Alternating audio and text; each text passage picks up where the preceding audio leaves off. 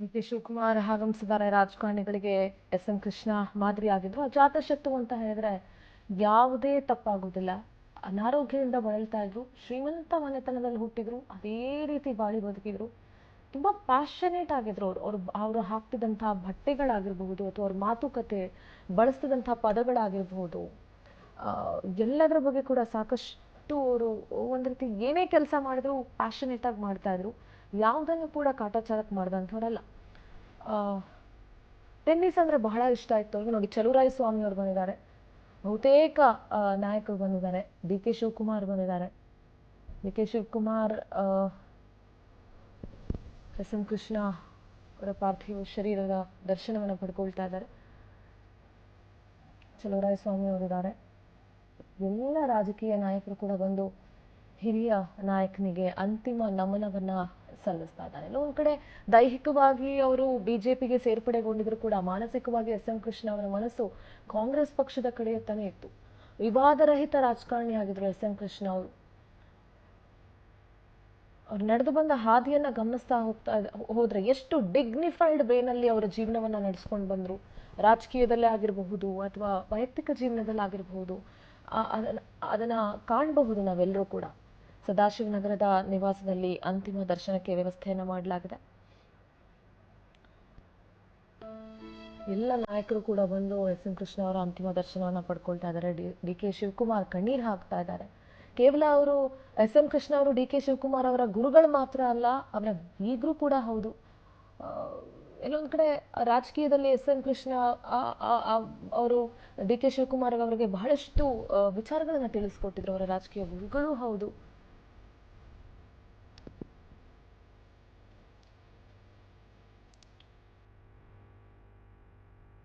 ಎಲ್ಲ ರಾಜಕೀಯ ಧುರೀಣರು, ರಾಜಕೀಯ ನಾಯಕರು ಕೂಡ ಸಂತಾಪ ಸೂಚಿಸ್ತಾ ಇದ್ದಾರೆ.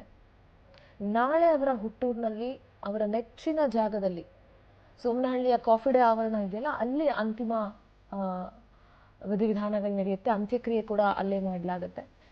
ಬೆಂಗಳೂರನ್ನ ಸಿಂಗಾಪುರ್ ಮಾಡಬೇಕು ಅಂತ ಕನ್ಸ್ಕೊಂಡಿದ್ದವರು, ಜೊತೆಗೆ ಐ ಟಿ ಕಂಪನಿಗಳನ್ನ, ಅಂದ್ರೆ ಐ ಟಿ ಸಿಟಿ ಅಥವಾ I T B T city ಅಂತ ಬೆಂಗಳೂರನ್ನ ನಾವು ಇವತ್ತು ಏನ್ ಕರಿತೀವಿ, ಅದರ ಕ್ರೆಡಿಟ್ಸು ಎಸ್ ಎಂ ಕೃಷ್ಣ ಅವ್ರಿಗೆ ಹೋಗ್ಬೇಕು.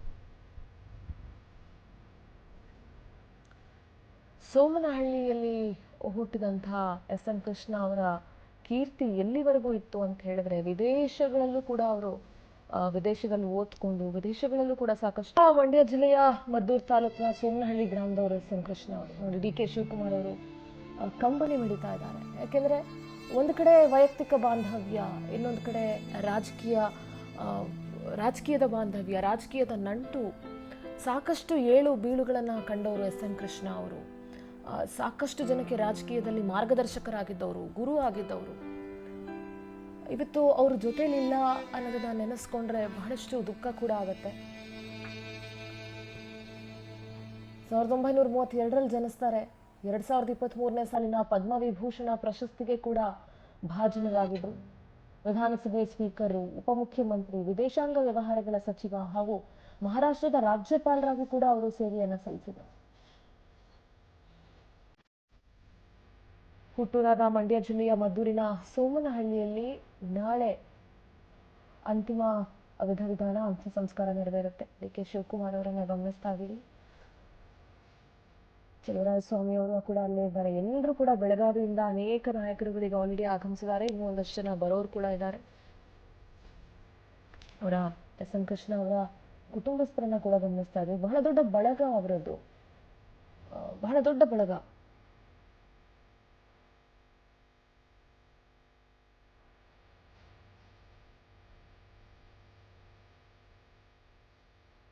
ಎಸ್ ಎಂ ಕೃಷ್ಣ ಅವರ ಅಂತಿಮ ದರ್ಶನವನ್ನ ಪಡ್ಕೊಂಡಿದ್ದಾರೆ DCM. D K Shivakumar.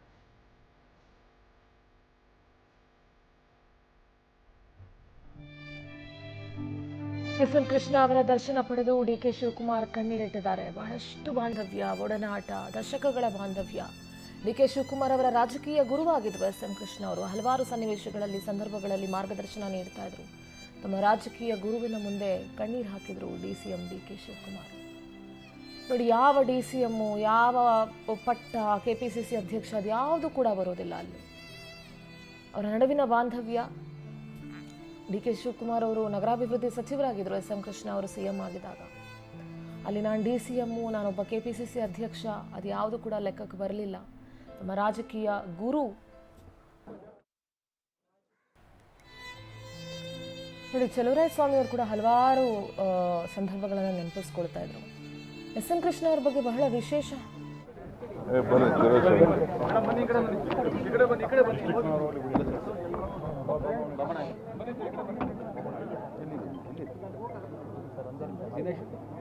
Karnataka ಸರ್ಕಾರ ಈಗ ತಾನೇ ನಾವು ಬೆಳಗಾಂನಲ್ಲಿ ಬಿಸ್ನೆಸ್ ಅಡ್ವೈಸರಿ ಕಮಿಟಿ ಸಭೆ ಕೂಡ ನಡೆಸಿದೆ. ಬೆಳಗ್ಗೆ ಮುಖ್ಯಮಂತ್ರಿಗಳ ಹತ್ರ ಕೂಡ ನಾನು ಬೆಳಗ್ಗೆ ಎದ್ದು ಚರ್ಚೆ ಮಾಡಿದ್ದೇನೆ. ನಾಳೆ ಬೆಳಗ್ಗೆ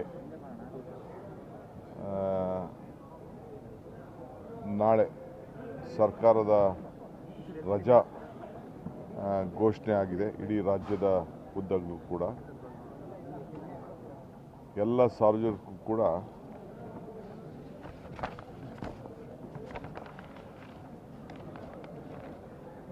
ಸುಮಾರು ನಾಳೆ ಬೆಳಗ್ಗೆ 8 ಗಂಟೆವರೆಗೂ ಬೆಳಗ್ಗೆ ಇಲ್ಲಿ ಬೆಂಗಳೂರು ಮನೆಯಲ್ಲಿ ಯಾರು ಬಂದು ದರ್ಶನವನ್ನು ಪಡೆಯೋರಿದ್ದಾರೆ ಅವರಿಗೆಲ್ಲ ಅವಕಾಶವನ್ನು ಬೆಳಗ್ಗೆ 8 ಗಂಟೆವರೆಗೂ ಕೂಡ ಮಾಡಿಕೊಡ್ಲಾಗುವುದು. ಇಲ್ಲಿಂದ 8 ಗಂಟೆ ಮೇಲೆ ಮದ್ದೂರಿಗೆ ಅವರ ಗೌರವ ಪಾರ್ಥಿವ ಶರೀರವನ್ನು ತೆಗೆದುಕೊಂಡು ಹೋಗಲಾಗ್ತದೆ. ಅಲ್ಲಿ ಸುಮಾರು 10:15 ಗಂಟೆಯಿಂದ ಮಧ್ಯಾಹ್ನ 3 ಗಂಟೆವರೆಗೂ ಮಂಡ್ಯ ಜನ, ಮದ್ದೂರು, ಮೈಸೂರವರು ಯಾರೇ ಬಂದರೂ ಕೂಡ ಅಲ್ಲಿ ದರ್ಶನಕ್ಕೆ ಇಡಲಾಗ್ತದೆ.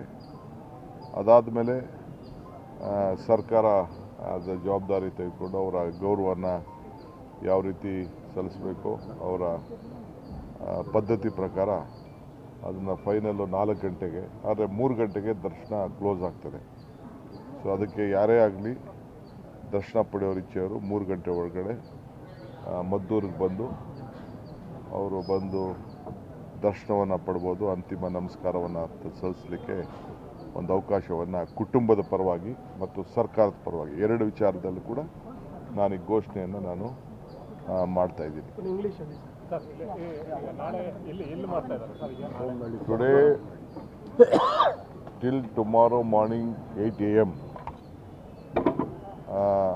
we will permit anyone who wants to desire to pay their respect in Bangalore at the residence will be allowed here. So morning at 8 o'clock the SM Krishna's body will be taken to Maddur, Somnalli in his own land. He will be there, and from 10:30 there will be a stop at Ramnagara, Chenpatna, and then at Maddur on the way. Then at till 10:30 we will reach to Maddur, that is Somnalli. From there we will till 3 o'clock all of them will be allowed to have their darshan, and the family rituals will be conducted for 1 hour. Then 4 o'clock the state honor will be conducted, and its last rites will be done. So behind relationship with the family, you spent a lot of time with him. He was a guide to many of you. So what do you want to say? How you remember him, sir? See, I don't want to discuss all those issues right now. He's a great visionary. I don't want, if I try to go on telling about our relationship and his contribution to the state, it takes hours together. One thing, Kengal Hanmantaya built Vidhan Soda, SM Krishna built Vikan Sauda and Udyoga Sauda. If at all you see a Bangalore International Airport, if you see a metro rail, Nama Metro, it is his contribution. This last budget was 26,000 crores. Today, 3.5 lakh crore is the budget. It is who took a tough decision on the Brewerage Corporation. From a young child, giving food to a young child, midday meal program, this Sri Shakti program, and this Bhumi. ಹಿರಿಯ ರಾಜಕಾರಣಿ ಎಸ್.ಎನ್. ಕೃಷ್ಣ ಅವರು ವಿಧಿವಶರಾಗಿದ್ದಾರೆ. ನಾಳೆ ರಾಜ್ಯಾದ್ಯಂತ ಸರ್ಕಾರಿ ರಜೆಯನ್ನು ಘೋಷಣೆ ಮಾಡಲಾಗಿದೆ. ನಾಳೆ ಬೆಳಗ್ಗೆ 8 ಗಂಟೆವರೆಗೆ ಅಂತಿಮ ದರ್ಶನಕ್ಕೆ ಸದಾಶಿವನಗರದ ನಿವಾಸಿಗಳಿಗೆ ವ್ಯವಸ್ಥೆಯನ್ನು ಮಾಡಲಾಗುತ್ತೆ. 8 ಗಂಟೆಯ ಬಳಿಕ ಹುಟ್ಟೂರಿಗೆ ಪಾರ್ಥಿವ ಶರೀರವನ್ನು ರವಾನಿಸಲಾಗುತ್ತೆ. ಹುಟ್ಟೂರಿಗೆ ಪಾರ್ಥಿವ ಶರೀರವನ್ನು ತೆಗೆದುಕೊಂಡು ಹೋಗ್ತಾರೆ. ಮಧ್ಯಾಹ್ನದವರೆಗೆ ಕೂಡ ಹುಟ್ಟೂರಿನಲ್ಲೂ ಕೂಡ 3 ಗಂಟೆವರೆಗೂ ಅಂತಿಮ ದರ್ಶನಕ್ಕೆ ವ್ಯವಸ್ಥೆ ಮಾಡಲಾಗುತ್ತೆ. 4 ಗಂಟೆಗೆ ಸರ್ಕಾರಿ ಗೌರವಗಳೊಂದಿಗೆ ಅವರನ್ನ ಕಳಿಸ್ಕೊಡ್ಲಾಗುತ್ತೆ. ಅವರಿಗೆ ಅಂತಿಮ ಸಂಸ್ಕಾರ ಅಥವಾ ಅಂತಿಮ ವಿಧಿವಿಧಾನಗಳನ್ನು ಅಲ್ಲಿ ನೆರವೇರಿಸಲಾಗುತ್ತೆ. ನಾಳೆ ರಾಜ್ಯಾದ್ಯಂತ ಸರ್ಕಾರಿ ರಜೆಯನ್ನ ಘೋಷಿಸಲಾಗಿದೆ.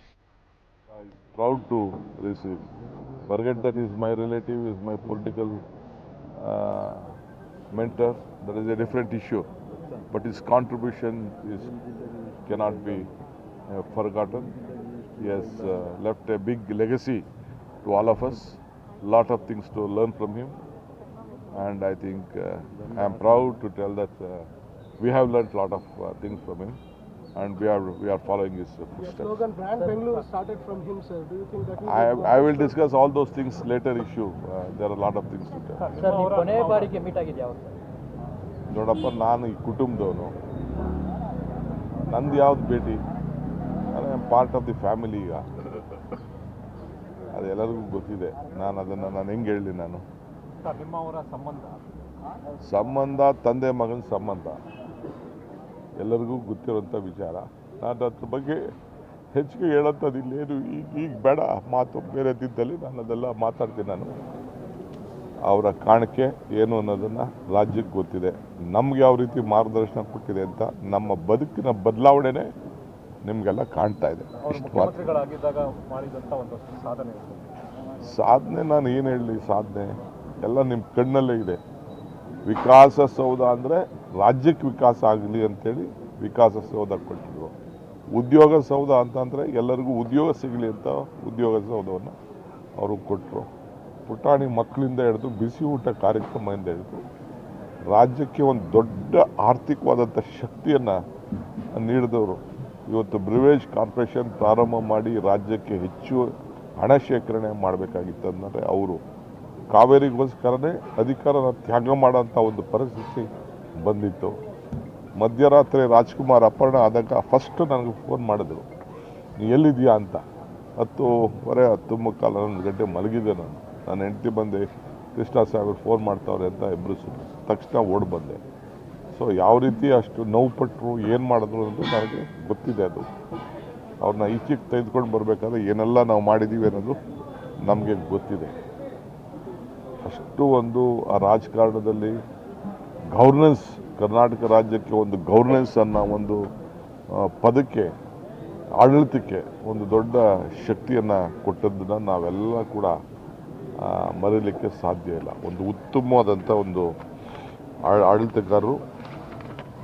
ಸೊ ಇವತ್ತು ನಾನು ಬೇರೆ ಟೈಮ್ ಬರ್ತದೆ, ನಾನು ಅಸೆಂಬ್ಲಿಲಿ ಇವತ್ತು ಮಾತಾಡೋಂಥ ಅವಕಾಶ ಇಲ್ಲ ನನಗೆ ಇವತ್ತು. ಯಾಕೆಂದರೆ ನಾನು ಕೂಡಲೇ ನನ್ನ ಮಗಳು ಫೋನ್ ಮಾಡಿ, ನನ್ನ ಧರ್ಮಪತ್ನಿ ನನ್ನ ಮಗಳಿಬ್ಬರು ಫೋನ್ ಮಾಡಿ ಆಯಿತು ಅಂತ ಅಂದ್ಬಿಟ್ಟು ತಕ್ಷಣ ನಾನು ನಾವೆಲ್ಲ ಸೇರಿ ವಾಪಸ್ ಬಂದ್ಬಿಟ್ಟು. ಸೊ ಅದರಿಂದ ತಮ್ಮ ಹೇಳಿರೋದು ಹೊಸ ಕರ್ನಾಟಕಕ್ಕೆ ನಿರ್ಮಾಣ ಮಾಡೋಂಥ ಒಂದು ಫೌಂಡೇಶನನ್ನು ಹಾಕಿದಂಥ ಒಬ್ಬ ಧೀಮಂತ ನಾಯಕ ಇವತ್ತು ನಾವೆಲ್ಲ ಕಳ್ಕೊಂಡಿದ್ದೇವೆ. ಇಷ್ಟು ಮಾತ್ರ ಈ ಸಂದರ್ಭದಲ್ಲಿ ನಾನು ಹೇಳ್ತೀನಿ. ಇವತ್ತು ಬೆಂಗಳೂರಿನ ಜಾಗತಿಕ ಮಟ್ಟಕ್ಕೆ ತೆಗೆದುಕೊಂಡು ಹೋಗಲಿಕ್ಕೆ ಅವರು ಕೊಟ್ಟಂಥ ಕೊಡುಗೆ ನಮ್ಮ ಕಣ್ಣುಗಳೇ ಸಾಕ್ಷಿ. ಇಲ್ಲಿ ಉದ್ಯೋಗಗಳು ಸೃಷ್ಟಿಯಾಗಿ ಮಾಡಿರೋದು ನಿಮ್ಮೆಲ್ಲರ ಕಣ್ಣುಗಳೇ ಸಾಕ್ಷಿ. ನಾನು ಹೇಳಿದ್ನಲ್ಲ, ಬೆಂಗಳೂರಿಗೆ ಯಾವ್ಯಾವ ರೀತಿ ಕೊಡುಗೆಯನ್ನು ಕೊಟ್ಟಿದ್ದಾರೆ. ಒಂದಲ್ಲದೆ ಇಡೀ ರಾಜ್ಯಕ್ಕೆ ಭೂಮಿಯಿಂದ ಹಿಡಿದು, ಭೂಮಿ ಅಂದರೆ ಭೂಮಿ ಮನೆಗೆ ಪಾಣಿ, ಇವು ಪಾಣಿ ಕೊಟ್ಟದ್ದನ್ನು ಅವನ ಆಸ್ತಿಗೆ ದಾಖಲೆಗಳನ್ನ ಕೊಟ್ಟಂಥದ್ದು ಕೂಡ ನಾವು ಯಾವ ರೈತನೂ ಕೂಡ ಮರೀಲಿಕ್ಕೆ ಸಾಧ್ಯ ಇಲ್ಲ. ನಾನು ಸ್ವಾಮಿ ಫ್ಲೈಟಲ್ಲಿ ಮಾತಾಡ್ಕೊಂಡು ಬರ್ತಾವೆ ಯಶಸ್ವಿನಿ ಕಾರ್ಯಕ್ರಮ. ಅವತ್ತು ಕೋಆಪರೇಟಿವ್ ಸೆಕ್ಟ್ರಲ್ಲಿ ನಾನು ಕೋಆಪರೇಷನ್ ಮಿನಿಸ್ಟರ್ ಬಿಟ್ಟ ತಕ್ಷಣ ವಿಶ್ವನಾಥ್ ಜವಾಬ್ದಾರಿ ತೆಗೆದುಕೊಂಡ್ರು. ಆಗ ತೆಗೆದು ಎಲ್ಲರೂ ಕೂಡ ಹಾಸ್ಪಿಟ್ಲಿಗೆ ಹೋಗಿ ಆ ಇನ್ಶೂರೆನ್ಸ್ನಲ್ಲಿ ಎಲ್ಲ ಆಪ್ರೇಷನ್ಗಳು ಪಡ್ಕೊಳ್ಳಲಿಕ್ಕೆ ಇವತ್ತು ಯಾರು ಒಂದು ಅದಕ್ಕೆ ಫೌಂಡೇಶನ್ ಹಾಕಿದ್ದು ಅಂತಂದರೆ ಅದು ಕೃಷ್ಣ ಸಾಹೇಬರು. ನಾನು ಮಾನ್ಯ ಮುಖ್ಯಮಂತ್ರಿಗಳಿಗೆ ಆ? ಅಂತಿಮ ನಾನು ಹೇಳ್ತನಲ್ಲಮ್ಮ, ಇಲ್ಲಿ ನಾಳೆ ಬೆಳಗ್ಗೆ 8 ಗಂಟೆವರೆಗೂ ದರ್ಶನಕ್ಕೆ ಮನೆಯಲ್ಲಿ ಅವಕಾಶ ಕೊಡಲಾಗುವುದು. 8 ಗಂಟೆ ಆದಮೇಲೆ ಅದನ್ನು ಮದ್ದೂರಿಗೆ 10 ಗಂಟೆಗೆ ತಲುಪ್ತದೆ. ಮದ್ದೂರಲ್ಲಿ ಅವ್ರದ್ದು ಸ್ವಂತ ಭೂಮಿ ಇದೆ, ಅಲ್ಲಿ ವ್ಯವಸ್ಥೆ ಮಾಡ್ತಾ ಇದ್ದೀವಿ.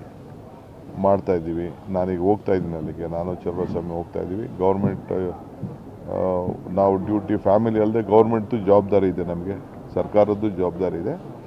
ಅದನ್ನು ಅಲ್ಲಿ ನಾಳೆ 3 ಗಂಟೆವರೆಗೂ ಆ ಜನ, ಮಂಡ್ಯ ಜನಕ್ಕೆ, ಮೈಸೂರು ಸುತ್ತಮುತ್ತಲು ಯಾರೇ ಆಗಲಿ, ರಾಜ್ಯದ ಜನತೆ ಯಾರು ಬಂದರೂ ಕೂಡ ಅವ್ರಿಗೆ ಅವಕಾಶವನ್ನು ಅಲ್ಲಿ ನಾವು ಮಾಡಿಕೊಡ್ತೀವಿ. ಅದಕ್ಕೆಲ್ಲರೂ ಕೂಡ ಏರ್ಪಾಟನ್ನು ಮಾಡ್ತದೆ. ಸರ್ಕಾರದ ಏನು ಗೌರವ ಕೊಡಬೇಕು ಮಾಡ್ತದೆ. ನಾಳೆ ರಜೆಯನ್ನು ಕೂಡ ಸರ್ಕಾರ ಘೋಷಣೆ ಮಾಡಿದೆ. ಎಲ್ಲ ಶಾಲಾ ಕಾಲೇಜುಗಳು ಕೂಡ ನಾವು ಘೋಷಣೆ ಮಾಡಿದ್ದೆ. ಗೌರ್ಮೆಂಟ್ ಆರ್ಡರ್ ಕೂಡ ಈಗಾಗಲೇ ಇನ್ಕ್ಲೂಡಿಂಗ್ ವಿದ್ಯಾಸಂಸ್ಥೆಗಳು. ಆಮೇಲೆ 3 ದಿನ ಶೋಕ ಆಚರಣೆ ಕೂಡ ಇರ್ತದೆ. ಯಾವ ಕಾರ್ಯಕ್ರಮ, ಸರ್ಕಾರಿ ಕಾರ್ಯಕ್ರಮ, ಯಾವ ಕಾರ್ಯಕ್ರಮ ಕೂಡ 3 ಡೇಸ್ ಇರೋದಿಲ್ಲ. ಅರ್ಧ ಫ್ಲ್ಯಾಗನ್ನು ಕೂಡ ಆರಿಸುವಂಥ ಒಂದು ವ್ಯವಸ್ಥೆ ಕೂಡ ಇವತ್ತಾಗ್ತದೆ. This is on behalf of the government ಮತ್ತು ಕುಟುಂಬ ಎರಡು ಪರವಾಗೂ ನಾನು ಮಾತಾಡ್ತಾ ಇದ್ದೀನಿ.